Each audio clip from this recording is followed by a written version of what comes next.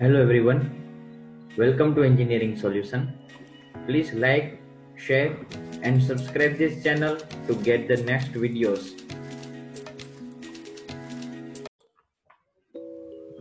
Hello everyone, in this session we're going to discuss about our next part in which we're going to discuss about competition in product selection. આની અંદર આપણે જોશું કે competition પ્રોડક્ટના સિલેક્શનની અંદર ઘણી બધી પ્રકારની કોમ્પિટિશન્સ હોય છે. કોઈ પણ નવી પ્રોડક્ટ હોય, કોઈ પણ જૂની પ્રોડક્ટ હોય, તો એ નવી પ્રોડક્ટ જે છે જ્યારે માર્કેટની અંદર તમારે એને એન્ટર કરાવડાવવી હોય ત્યારે તેવા સમય દરમિયાન તેની અંદર ઘણી બધી પ્રકારની તમારે કોમ્પિટિશનનો સામનો કરવો પડે છે. તો એ કોમ્પિટિશનની અંદર તમારે કઈ રીતના તમારી પ્રોડક્ટ જે છે એને બજારની અંદર ઉતારવી અને કઈ રીતના એને તમારે સેલ કરવી, that is most important thing. So effect of competition in product selection. Product selection ની ઇફેક્ટ્સ ની અંદર આપણે જોશું સૌથી પહેલા તો કે એની ઇફેક્ટ કઈ થાય કે જ્યારે કોઈ પણ પ્રોડક્ટ હોય એને તમે માર્કેટમાં મૂકો ત્યારે તે પ્રોડક્ટ માર્કેટની અંદર પોતાની પોઝિશન એ બનાવવી એ બહુ એક મહત્વનો પોઈન્ટ છે. કારણ કે માર્કેટની અંદર પોઝિશન જે છે એ પ્રોડક્ટ ઘણી બધી વખત બનાવી શકતું નથી અને તે ફ્લોપ જાય છે. આપણને ખબર છે કે ઘણી બધી પ્રોડક્ટ જે છે એ આવે છે માર્કેટમાં, પરંતુ તે થોડો સમય જ ચાલે છે, પરંતુ નેક્સ્ટ તે ચાલતી નથી. તો તેવા સમય દરમિયાન કઈ પ્રકારની તેમાં આપણે કહી શકીએ કે પ્રોસેસ થઈ શકે છે અથવા તો કઈ પ્રકારની એમાં પરિસ્થિતિ નિર્માણ થઈ શકે આપણે કહી શકીએ. તો પરિસ્થિતિની અંદર first of all is pre birth death. Pre birth death એટલે કે જન્મ પહેલા મૃત્યુ. આ એનું એક ગુજરાતી છે. એટલે સિમ્પલ જ વાત છે આની, એમ કે ઉત્પાદક અથવા એટલે કે ટૂંકમાં જે પ્રોડક્ટ નો પ્રોડ્યુસર હોય અને પ્રોડ્યુસરે જેટલી પણ પ્રોડક્ટ એની જે છે બહાર મૂકેલી હોય તો એનો જે નવો કન્સેપ્ટ હશે એ કન્સેપ્ટ જે છે એ કસ્ટમરને ગળે નહીં ઉતરે અથવા તો તે એને એક્સેપ્ટ નહીં કરે. તો at that time that will be a pre birth death. એમ તો કસ્ટમર જે છે એને એક જ વાર કે એમ જ ખરીદશે, પછી વધારે તે ખરીદશે નહીં અને તમારી પ્રોડક્ટ જે છે એ વધારે ચાલશે નહીં. The producer produces the product which are not acceptable by the consumers on several grounds. ઘણી બધી જગ્યાએ જે છે એ ચાલતી નથી. તો ત્યારે જે છે ઘણી બધી પ્રકારની તેમાં ભૂલ થાય છે અથવા તો એ પ્રોડક્ટ જે છે એ તમારે બંધ કરવી પડે છે. and that will be a big loss. જો તમે એને વધારે માત્રામાં બનાવેલી હશે, વધારે ક્વોન્ટિટીમાં બનાવેલી હશે તો that is called pre-birth death. Second one is infant mortality. Infant mortality એટલે કે આપણે એમ કહી શકીએ કે આપણે ચાઇલ્ડ ડેથ. એમ કે પેદા જેટલી પણ પ્રોડક્ટ હોય પ્રોડક્ટનું બાળ મૃત્યુ. એમ હજી તે પ્રોડક્ટ તમે બજારમાં મૂકેલી છે અને થોડો સમય ચાલી 1 month 2 month અને એટલા સમયમાં જ તે વળી પછી ફ્લોપ જાય એમ અથવા તો તે પ્રોડક્ટ જે છે પછી વધારે સમય ચાલે નહીં. કારણ કે કોઈ વ્યક્તિ જે છે એ કોઈ વસ્તુ ખરીદશે તો તે વસ્તુ એને પહેલા એ સારી લાગશે અને થોડાક સમય માટે એનો યુઝ કરશે, 1 month અથવા તો 2 month અથવા તો 3 month એના થોડા સમય માટે યુઝ કરશે. પછી જ્યારે એને એટલો સમય પૂરો થશે, સમયગાળો પૂરો થશે, પછી એને એમ લાગશે કે આ પ્રોડક્ટ જે છે એ વધારે મને પોસાતી નથી અથવા તો વધારે એની કોસ્ટ છે અથવા તો એની ક્વોલિટી જે છે એ નથી એટલી બધી ઓછી છે. તો તેવા સમય દરમિયાન જે છે એ પ્રોડક્ટ જે છે એ વધારે ચાલશે નહીં. એટલે એક જ વાર કસ્ટમર જે છે એ ખરીદશે તો એનું આયુષ્ય જે છે એ ઓછું થઈ જશે. Third one is long life products. Long life products ની અંદર આપણે એમ કહી શકીએ કે લાંબુ આયુષ્ય ધરાવતી. એમ ઘણી બધી વખત પ્રોડક્ટ એવી હોય કે જે બજારમાં માર્કેટની અંદર પરમેનન્ટ પોતાનું એક આખું ફોર્મ જનરેટ કરે છે અને ઈ ફોર્મના હિસાબે તે વધારે સમય સુધી ચાલે છે. તો એવી પણ પ્રોડક્ટ જે છે એ માર્કેટમાં અવેલેબલ છે. Just like chappals, sandals, readymade dresses, cycles, bicycles. આ બધી વસ્તુ જે છે બાઇસિકલ અથવા તો ઘણી બધી એવી 2 wheels જે છે કે તો એ ઘણી બધી વસ્તુ ચાલે. આપણે ખબર છે કે સ્પ્લેન્ડર જે છે તો સ્પ્લેન્ડરે પોતાનું માર્કેટ એક જાળવી રાખ્યું છે. એનો સ્પ્લેન્ડર પ્લસ, પ્રો તો એ જે છે હોન્ડા છે, તો હોન્ડાની અંદર પણ થોડીક એવી ગાડીઓ છે જેમ કે સીડી 110. તો આ બધી જે છે that is call a permanent long life products તમે એને કહી શકો એમ. અને સામાન્ય રીતે તે લાઈફ નીડ થઈ જાય એમ, જીવન જરૂરિયાત અને વ્યાપક વપરાશ ધરાવતી જે છે એ વસ્તુઓની અંદર આ વસ્તુનો દરજ્જો આવી જાય છે કે એ વધારે સમય જ ચાલશે એમ, અને એ જે છે ને એમ નીડી થઈ જાય છે. Fourth one is disappearance of brand. Disappearance of brand is mean એની અંદર આપણે કહી શકીએ બ્રાન્ડ નું ન ફાવવું એમ, અથવા તો એનું વિલોપ થઈ જવું, અદ્રશ્ય થઈ જવું એમ. તો આ પણ એક પ્રકારનો ફેક્ટર છે, ઇફેક્ટ છે કોમ્પિટિશન ની અંદર, કે ઘણી બધી વખત જે છે જે પ્રોડક્ટ કે જે લાંબુ લાઈફ ધરાવતી હોય, પરંતુ તે પ્રોડક્ટ જે છે એની જો બ્રાન્ડ એ બજારમાંથી જે છે ને એ અદ્રશ્ય થઈ જાય છે એમ.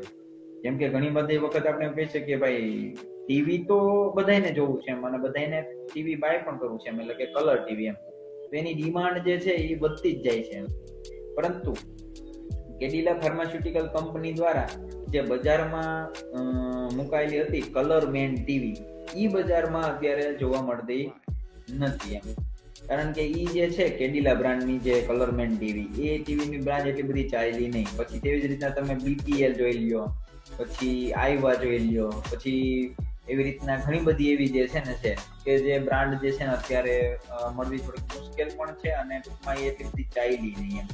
તો એવી જ રીતની ઘણી બધી કાર્સમાં પણ એવી રીતનું છે, ઘણી બધી બીજી પ્રોડક્ટ્સમાં પણ એવી રીતનું છે એમ, કે જેની અંદર જે છે એ પ્રોડક્ટ એવી જ રીતની સેમ અનધર કંપનીની તો વેચાય છે, પરંતુ તેની જે બ્રાન્ડ જે છે ને તેની પ્રોડક્ટ જે છે એ વેચાતી નથી. That is the drawbacks which is called disappearance of brand. એટલે કે બ્રાન્ડનું અદ્રશ્ય થઈ જવું એ કંપનીનું એમ, એ બાબતમાં એમ. બાકી કેડિલા ફાર્માસ્યુટિકલ કંપની જે છે એ ફાર્મસીની દુનિયામાં તો તેનું નામ છે જ એમ, પરંતુ કલર ટીવી જે છે તેની તે વધારે ચાલી નહીં.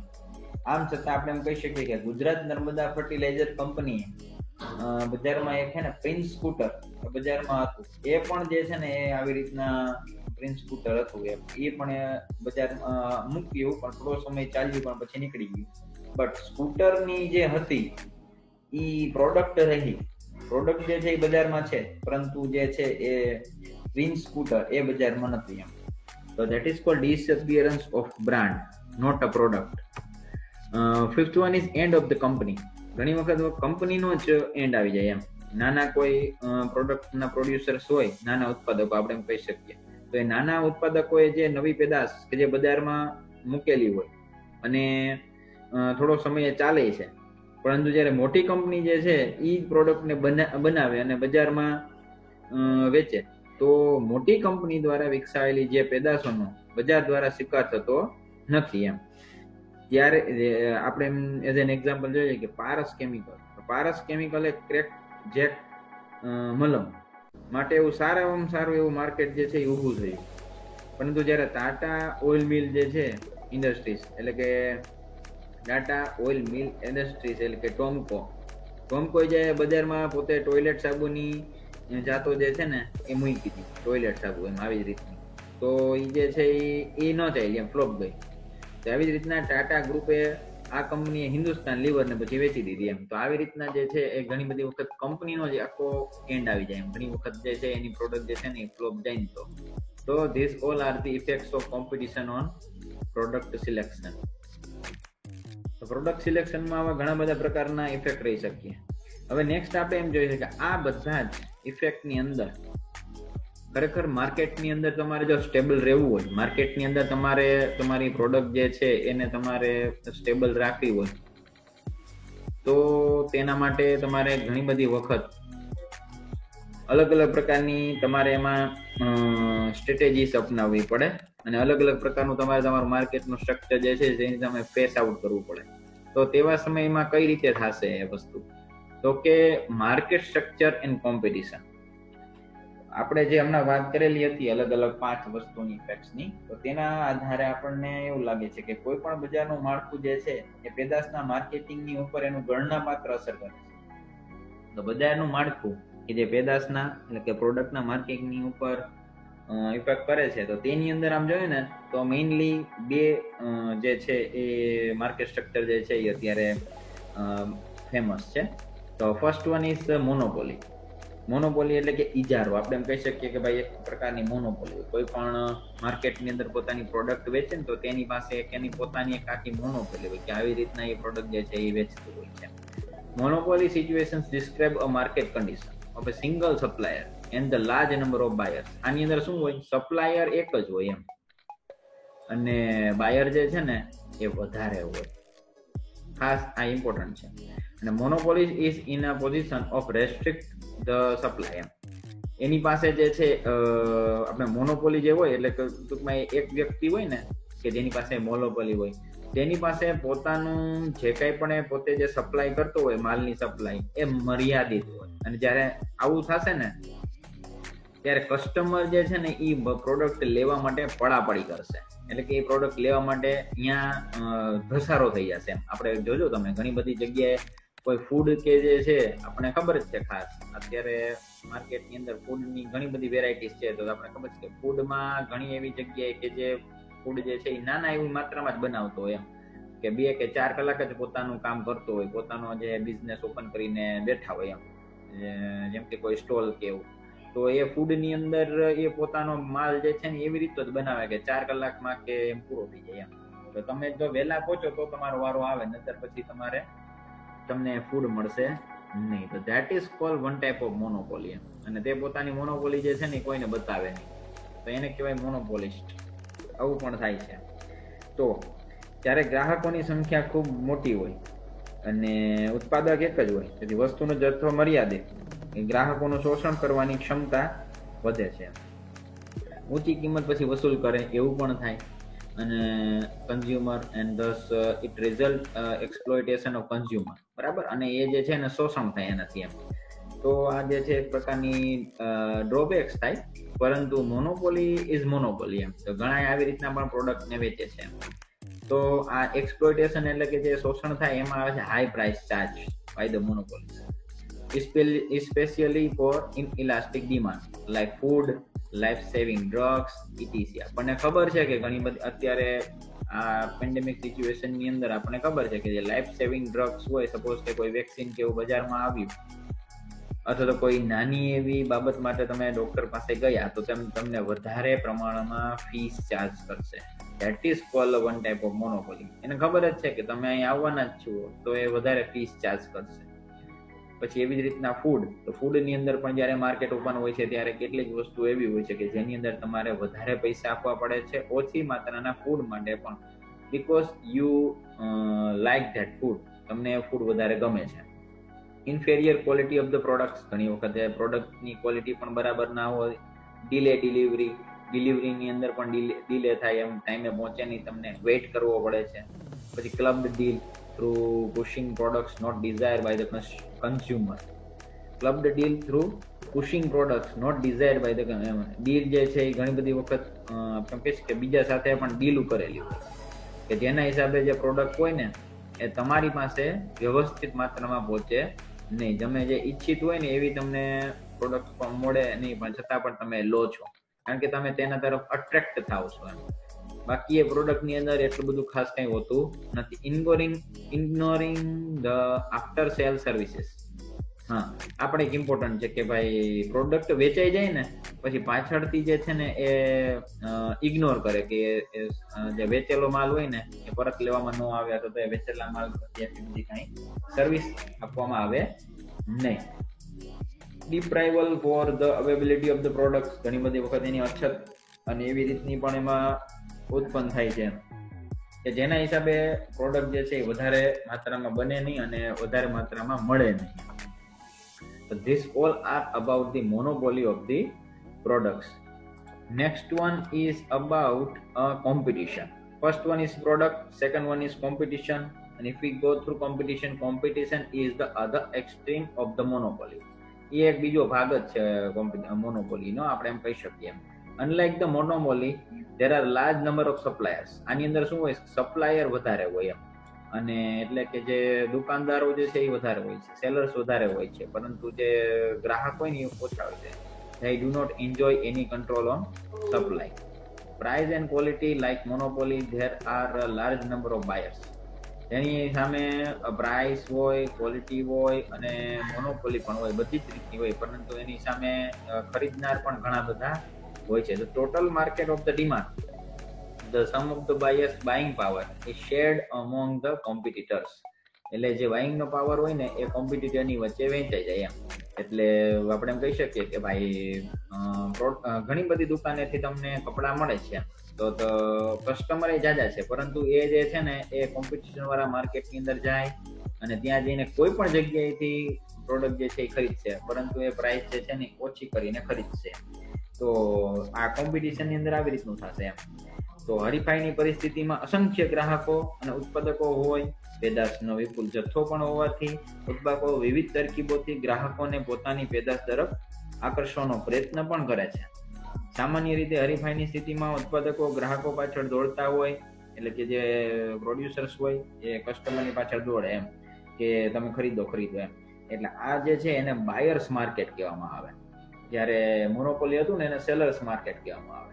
અને આ બાયર્સ માર્કેટની અંદર જે ગ્રાહકો હોય ને એ જે છે એને પોતે કંટ્રોલ કરી શકે કે માર્કેટની અંદર મારે કેટલા રૂપિયા દેવા કઈ વસ્તુ માટે એમ.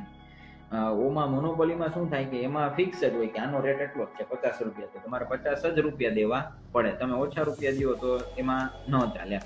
હરીફાઈની પરિસ્થિતિમાં સામાન્ય રીતે ગ્રાહકોનું શોષણ કરવું જે છે ને એ પણ શક્ય નથી, કારણ કે ગ્રાહક જે છે એ તમને એને પરવડશે નહીં એટલે બીજી જગ્યાએથી લઈને બાય કરશે. તો કે હરીફાઈની સ્થિતિમાં ઉત્પાદકો જાહેરાત દ્વારા પોતાની બ્રાન્ડનો જો પ્રચાર કરે કે ભાઈ મારી આ પ્રોડક્ટ જે છે આ એક લોયલ બ્રાન્ડ છે, એમ કે આ બ્રાન્ડની પ્રોડક્ટ જે છે એકદમ વધારે કોસ્ટલી છે, અને આવી પરિસ્થિતિમાં જો ગ્રાહકને તે બ્રાન્ડ તરફ જે છે એ આકર્ષણ થશે તો તે એ બ્રાન્ડ ખરીદશે અને એનું થોડું ઘણું શોષણ કરી શકશે. તો આ એક અહીંયા આવી રીતની એક ફાયદો છે. ઉદાહરણ તરીકે આપણે જોઈ લઈએ તો કે કોકાકોલા. તો કોકાકોલાની અંદર પણ આવી રીતનું જ એક આખું સેશન જનરેટ થયું હતું એમ કે કોકાકોલા અથવા તો મિનરલ વોટરના પાણી બંને માટે આપણે જોઈએ તો કોમ્પિટિટર્સ બહુ જાજા છે, પરંતુ પેદાશની પડતરના અનુસંધાનમાં ખૂબ જ ઊંચી કિંમત તોય વસૂલ કરાય છે બીકોઝ ઓફ બ્રાન્ડ, અને એના સીધા હિસાબે એક્સપ્લોઇટેશન ઓફ કન્ઝ્યુમર્સ થાય, ગ્રાહકોનું શોષણ ગણાય છે. આ એક આખું ડિબેટિંગ ફેક્ટર છે, પરંતુ આપણે આને એક એઝ એન ઉદાહરણ તરીકે એઝ એન એક્ઝામ્પલ આપણે આને ખાલી લેવાનું છે. બીજું કંઈ આપણે આમાં કઈ બહુ જાજુ નથી વિચારવાનું. Next one is types of competition. તો કોમ્પિટિશન ની અંદર આવી રીતના હરીફાઈની અંદર પણ બે પ્રકાર પડે છે, જે આપણે સેકન્ડ સેશન જોયું ને માર્કેટ સ્ટ્રક્ચર, તો તેની અંદર આવે છે first one is monopoly, second one is competition. તો કોમ્પિટિશન ની અંદર બે પ્રકાર પડે છે પાછા. એમાં first one is perfect competition. Perfect competition ની અંદર જોઈએ તો in the perfect competition there are large number of sellers and buyers. The sellers have no control on supply. જ્યારે કોઈ પણ ગ્રાહક જે છે એ આની અંદર આવશે પોતાની રીતે પ્રોડક્ટ બાય કરવા માટે એમ, તો એની પાસે જે છે બધી જ જગ્યાએ એક જ સરખો ભાવ રહેશે એમ. એટલે કે સપોઝ કે કોઈ સેલર જે છે એ આની અંદર આવશે કે સપોઝ માનો કે ન્યુ કોમ્પિટિટર કે enter the market as there is no entry barrier. એને એન્ટર થવા માટે કોઈ પણ પ્રકારનું તેમાં બેરિયર ના હોય, અવરોધ ના હોય કે ભાઈ આવી રીતના તમે આમાં ન આવી શકો અને તમારે આ સેલિંગ નથી કરવાનું, અહીંયા તમારે દુકાન નથી બનાવવાની, તેવું કઈ એમાં જનરેટ નહીં થાય એમ. અને ધ પ્રોડક્ટ સારો હોમોજીનિયસ એમ, અને એમાં એક સમાન જ પ્રોડક્ટ હોય. there is absence of product differentiation. એમ પ્રોડક્ટ ની અંદર પણ એબ્સન્સ જ, એમાં કઈ તફાવત ના હોય. એક જ સમાન પ્રોડક્ટ જે છે એ 5 દુકાનદાર હોય તો 5 એક જ પ્રકારની પ્રોડક્ટ જે છે એ વેચતા હોય. And the sellers and the buyers have complete information about the demand supply position and the present and the prospective price and price movement. એટલે આની અંદર જે છે જે વેચનાર અને જે ખરીદનાર બંનેને પોતાની રીતે જ જે પ્રોડક્ટ હોય ને એના વિશે બધી જ માહિતી હોય છે. તેને કિંમતની અંદર વધારો, એનો ઘટાડો, એની ક્વોલિટી બરાબર છે, એની સ્થિતિ, એની પરિસ્થિતિ, આ બધા વિશે તેને ખબર હોય છે. તો આવા સમય દરમિયાન આને કહેવાય કન્સેપ્ટ ઓફ પરફેક્ટ કોમ્પિટિશન. બરાબર. તો આની અંદર શું થશે એમ તો કે ભાઈ સપોઝ કે માન લો કે કોઈ એક જે છે એ કોમ્પિટિટર છે, કોઈ એક સેલર જે છે એ પ્રોડક્ટની પ્રાઇસ જે છે એ થોડી ઘટાડી નાખે, તો તેવા સમય દરમિયાન બીજો જે છે સેલર એ એની સાથે બીજા બધા જે છે એ પ્રોડક્ટની પ્રાઇસ ઘટાડી નાખશે, અને આ સિસ્ટમ દ્વારા શું થશે, આખી કોમ્પિટિશન જે છે એ પરફેક્ટ કોમ્પિટિશન રહેશે, એમાં કઈ ફેરફાર થશે નહીં. એટલે કસ્ટમર અહીંયા જાય, પેલા નંબરે જાય કે બીજા નંબરે જાય કે ત્રીજા નંબરે, ગમે તે નંબરે જશે, પરંતુ તેને બધી જ જગ્યાએ પ્રોડક્ટની પ્રાઇસ એક સમાન મળશે. સોરી, પણ હવે નેક્સ્ટ આપણે જોઈએ એની અંદર. હા, the concept of perfect competition is theoretical. આ જે છે ને એક આખું થિયરિટિકલ છે, બરાબર છે. તમે થિયરિટિકલ, એમાં આ પ્રેક્ટિકલ કરવો જે છે ને એકદમ ડિફિકલ્ટ છે, કારણ કે find a market situation having the above mention all the characteristics what exists is the real business world is the imperfect competition. તો કે આની અંદર જે છે ને એવું થાય એમ કે ભાઈ બધા જ સેલર જે છે ને એક સમાન ભાવ રાખી શકે નહીં, જો રાખે ને તો કસ્ટમર જે છે એ બીજી જગ્યાએથી લઈને લેશે એમ. તો આવી રીતના ઘણી બધી વખત એવું થશે, પરંતુ કસ્ટમર જે છે ને એ સામેવાળા સેલરને જે ઓછા પ્રાઇસ માટે કન્વિન્સ કરી લે છે, અને કન્વિન્સ કરી અને પછી સેલરને પણ ઘણી બધી વખત જરૂર હોય છે એમ કે સેલિંગ કરવાની, કારણ કે એનું સેલિંગ પણ ઘણી વખત ન થાય, તો તેના હિસાબે માર્કેટ કરતા ભાવ કરતા થોડોક ઓછો ભાવ કરી અને આપશે, એટલે શું થશે, કસ્ટમર ત્યાંથી ખરીદશે એમ. તો તેવા સમય દરમિયાન પરફેક્ટ કોમ્પિટિશન જે છે એ રહેતી નથી. Second one is imperfect competition. Imperfect competition જે છે ને એ અત્યારે જનરેટ થઈ જ જાય એમ, કારણ કે પરફેક્ટ કોમ્પિટિશન જે છે એ રહેવી થોડીક અશક્ય જેવી વાત છે. It's only theoretical. આપણે એમ ના કહીએ કે ભાઈ ઇટ્સ ઓનલી બુક થિયરી, પરંતુ જે છે ઇમ્પરફેક્ટ કોમ્પિટિશન જે છે એ જનરેટ થઈ જાય. તો મોનોપોલી અને પરફેક્ટ કોમ્પિટિશન એમ, આ વચ્ચેની મધ્યની સ્થિતિ વિચ ઇઝ કોલ્ડ ઇમ્પરફેક્ટ કોમ્પિટિશન એમ. તો કે આધુનિક આજે આપણે કહીએ ટેકનોલોજીકલ જે બિઝનેસ જે છે, તો આ બિઝનેસની અંદર ઘણી બધી પ્રોડક્ટ્સ છે અને ઘણા બધા કોમ્પિટિટર્સ છે. તમે ઓનલાઈન જોશો, કોઈ પણ વસ્તુ પ્રોડક્ટ બાય કરવા માટે તમે ઓનલાઈન તમે જોશો, પરચેસ કરશો, તો તેમાં ઘણા બધા સેલર્સ હશે અને એની પ્રાઇસ જે છે ને each and every sellers price different. તો સેલર્સ પણ ઘણા બધા હશે અને તેની પ્રાઇસ પણ ઘણી બધી હશે. તો આવા સમય દરમિયાન શું થશે, ધેટ ઇઝ કોલ્ડ ઇમ્પરફેક્ટ કોમ્પિટિશન. તેથી ગ્રાહક જે છે એટલે કસ્ટમર જે છે એની પાસે ઘણી બધી પ્રકારની અસંખ્ય અમર્યાદિત ટૂંકમાં સેલર્સ હોય છે, એટલે એમાંથી જે એને રિક્વાયર્ડ હોય, એને યોગ્ય લાગતું હોય તે જગ્યાએથી એ પ્રોડક્ટ જે છે એ બાય કરશે, અને ઉત્પાદકો જે છે ને એની સંખ્યા મર્યાદિત હોય છે, એટલે આવી રીતની ઇમ્પરફેક્ટ કોમ્પિટિશન જે છે ને એ જનરેટ થાય છે. તો તમે આખી થિયરી વાંચશો તો આમાં ઘણી બધી જગ્યાએ આ જ વસ્તુ જે છે એને જ હાઇલાઇટ કરવામાં આવેલી છે. The suppliers are the limited or they restrict the supply through various types of business combination like cartels, syndication, suppliers association, holding subsidiary formation, etc. Supplier follow product differentiation. Supplier જે છે એ પ્રોડક્ટના ડિફરન્શિએશનને ઘણી વખત follow કરે છે. there is an absence of homogeneous products. એક સમાન product જે છે એની પણ એની અંદર અછત હોય છે. પ્રોડક્ટ જે છે એ બધી જગ્યાએ એક સમાન હોતી નથી. તો આપણે જે છે ને આમાં ઘણી બધી વખત ધ્યાને રાખવું પડે છે, અને આની અંદર શું થાય છે, બ્રાન્ડ લોયર કસ્ટમર હોય છે ને એને એની બ્રાન્ડ પ્રમાણે એ પ્રોડક્ટ જે છે બાય કરે છે અને એને વાંધો બહુ આવતો નથી. સેગમેન્ટેશન, ટાર્ગેટિંગ અને પોઝિશનિંગ, STP સ્ટ્રેટેજી, આ એક ઇમ્પોર્ટન્ટ સ્ટ્રેટેજી છે કે જેના થ્રુ પણ પ્રોડક્ટ જે છે એને સેલ કરવામાં આવે છે. અને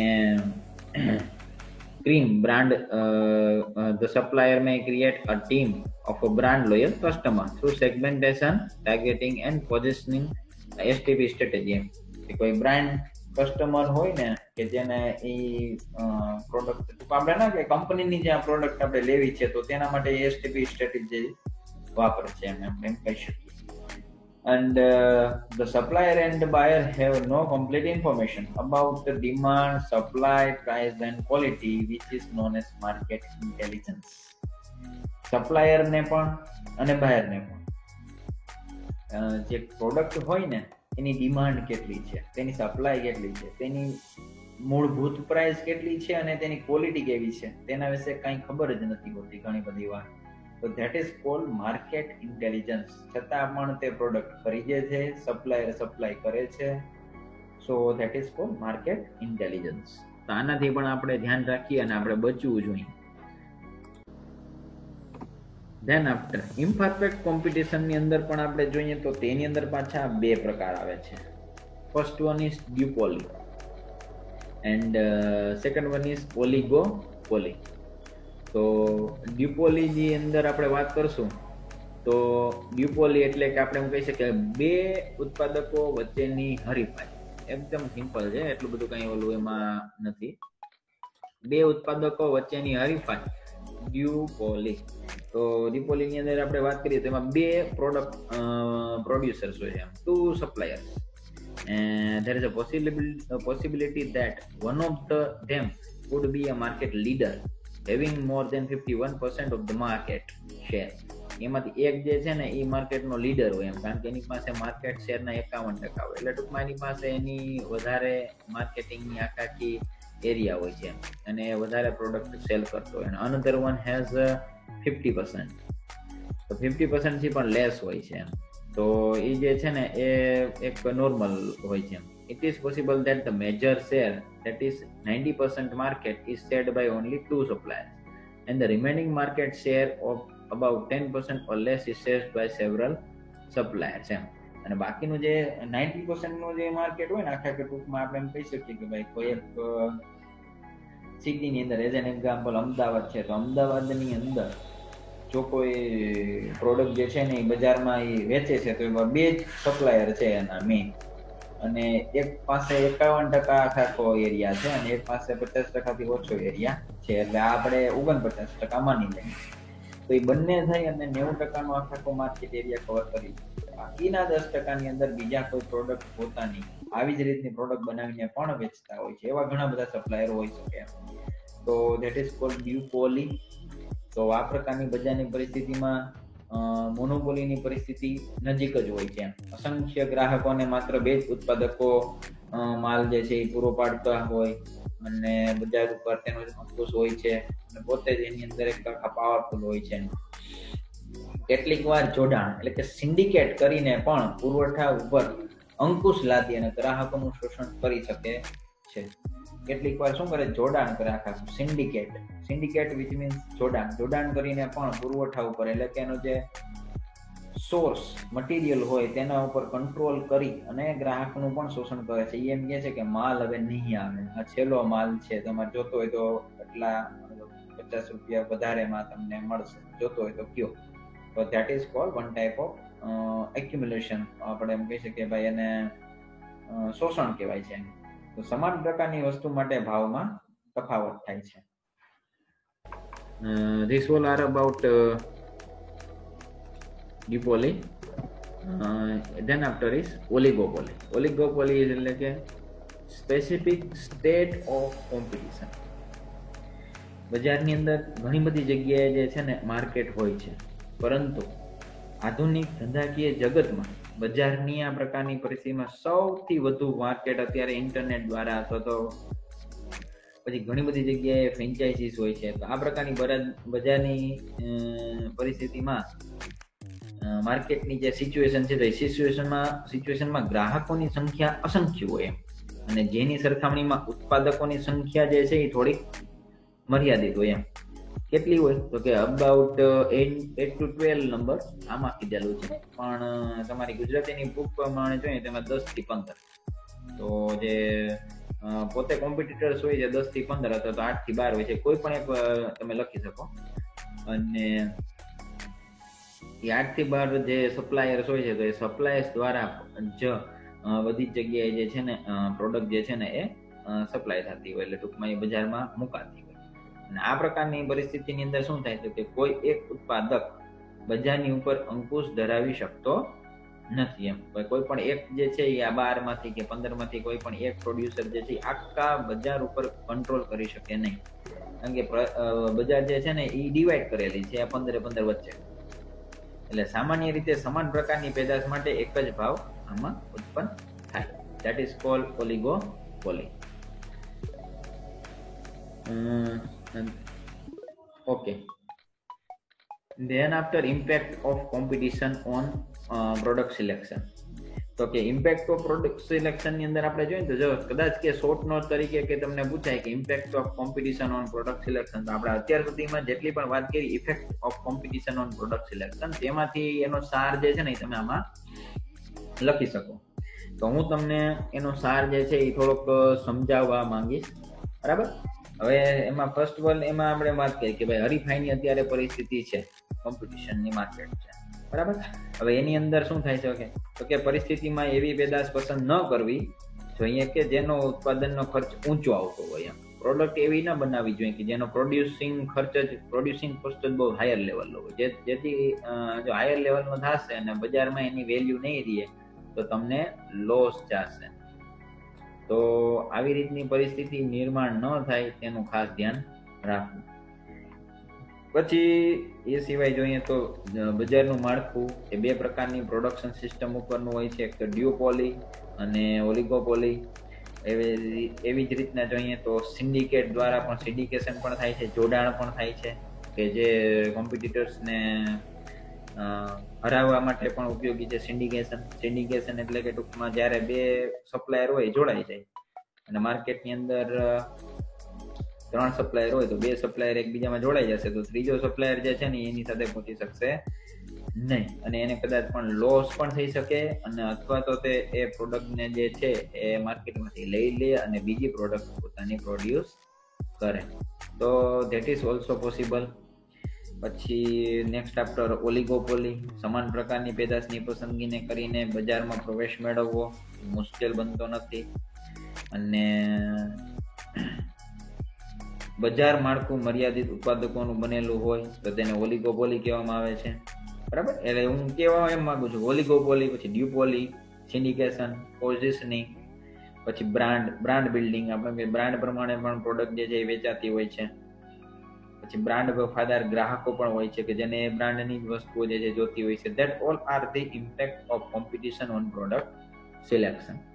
આ બધા વિશે તમને અનુકૂળતા લાગે એવા 5 થી 7 પોઈન્ટ તમે લખો. That is cold impact of competition on product selection, તમે એને કહી શકો. Than after is proactive and reactive strategy in competition. એટલે કે હરીફાઈમાં આ પ્રકારની પ્રોએક્ટિવ અને રિએક્ટિવ. પ્રોએક્ટિવ એટલે આપણે કહી શકીએ ભાઈ આક્રમક રીતિ અને રિએક્ટિવ એટલે આપણે કહી શકીએ કે ભાઈ રક્ષણાત્મક, એમ કે ભાઈ ડિફેન્સ કરશે એમ. તો પ્રોએક્ટિવ ની અંદર આપણે જોઈએ સિમ્પલ પોઈન્ટ્સ છે. ફર્સ્ટ વન ઇઝ આની અંદર જે છે ને લીડર હોય છે, generally follow by market leader. આ જે છે માર્કેટના લીડર દ્વારા જે છે ને આખી આ સ્ટ્રેટેજી બનાવવામાં આવે. આ સ્ટ્રેટેજી અગ્રેસિવ હોય છે એટલે કે આક્રમક હોય છે. આની અંદર R&D દ્વારા નવી પેદાશો બનાવવાનો પ્રયોગ કરવામાં આવે છે. પછી ન્યૂ અને ઇનોવેટિવ પ્રોડક્ટ બનાવવાનો પ્રયત્ન કરવામાં આવે છે. આ ચાર પોઈન્ટ જે છે એ પ્રોએક્ટિવ ના થશે. રિએક્ટિવ ની અંદર જે છે ને આ ફોલોવર દ્વારા આખી સ્ટ્રેટેજી હાલતી હોય. ફોલોવર દ્વારા એટલે કે ગ્રાહકો દ્વારા તમે એને કહી શકો. ડિફેન્સિવ, આ જે છે એ રક્ષણાત્મક પ્રકારની સ્ટ્રેટેજી છે. જનરલી તે adopt technology under collaboration agreement. બજારમાં જે ટેકનોલોજી સંશોધન ચાલતા હોય તેમાંથી તે ટેકનોલોજી સંશોધન ઉપાડે છે, પોતે કંઈ નવું જનરેટ કરતા નથી અને એ કોલાબોરેશન દ્વારા અગ્રીમેન્ટ દ્વારા પોતાની વસ્તુ જે છે એ બજારમાં મૂકશે એમ.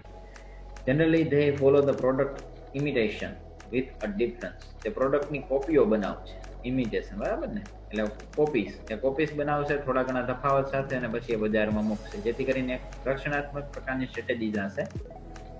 પ્રોડક્ટની કોસ્ટ પણ બહુ વધશે નહીં અને બધાને ફાયદો થાય તેવી રીતના.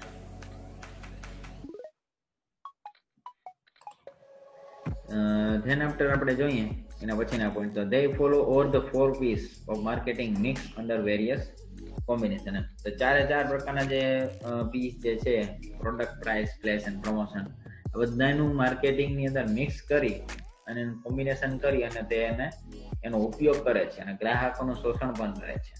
they strive to eliminate the small players through merger and acquisition. એટલે શું થાય, 2 કે 3 કંપની હોય ને એકબીજા સાથે મર્જ થઈ જાય અને કોઈ પછી નાના લોઅર લેવલના જેટલા પણ પ્રોડ્યુસર્સ હોય ને એને લોસ થશે, કારણ કે એ મોટાની સાથે કમ્પીટ નહીં કરી શકે. તો એ એકબીજા સાથે મર્જ થઈ જાય અને જે નાના જે પ્રોડ્યુસર્સ હોય, નાની જે ઇન્ડસ્ટ્રીઝ હોય ને એ બધાને લોસ થાય. આ જે છે ને એક પ્રકારની શોષણની નીતિ કહેવાય એમ, અને એને એલિમિનેટ કરી નાખે એમ, એને ડિલીટ કરી નાખે અથવા તો એને પડી એને લોસ કરાવે એટલે એ બંધ થઈ જાય કંપની, અને 4 પીસ દ્વારા જે છે એ ચાલતી હોય છે. હવે અહીંયા આપણે વાત કરીએ રિએક્ટિવ ની અંદર, તો રિએક્ટિવ ની અંદર they follow either one or few of 4 piece. આમાંથી તે 2 કે 3 ને જ ફોલો કરતા હોય છે, બધાને ના ફોલો કરે એમ, પ્રોડક્ટ કે પ્રાઇસ કે પ્લેસ એવી રીતના માર્કેટિંગ ની અંદર. અને small competitors get merge with the large players. નાના કોમ્પિટિટર્સ હોય ને એ લાર્જ પ્લેયર સાથે મર્જ થશે એટલે બધાને ફાયદો થશે. એટલે ધેટ ઇઝ કોલ રક્ષણાત્મક અને ધેટ ઇઝ કોલ આક્રમક. આ બંને રીતની આમાં છે ડિફેન્સિવ અને અગ્રેસિવ. ઓકે, તો આપણે આજથી વાત કરીએ આજે એ પ્રોડક્ટ સિલેક્શન રિલેટેડ બધી જ વાતો કરેલી છે આપણે. એટલે અહીંયા પ્રોડક્ટ સિલેક્શન નો આખો સેશન પૂરો થાય છે. ખાસ આ તફાવત જે છે એ તમારે એવું તો પાકો કરી લેવો જોઈએ કે આમાંથી કદાચ ક્વેશ્ચન્સ પૂછાઈ શકે. ઓકે, તો અત્યાર માટે આપણે એટલું રાખીએ છીએ. કઈ પણ તમને બીજી કઈ ક્વેરીઝ હોય તો તમે કોમેન્ટ બોક્સમાં જણાવી શકો છો. Thank you.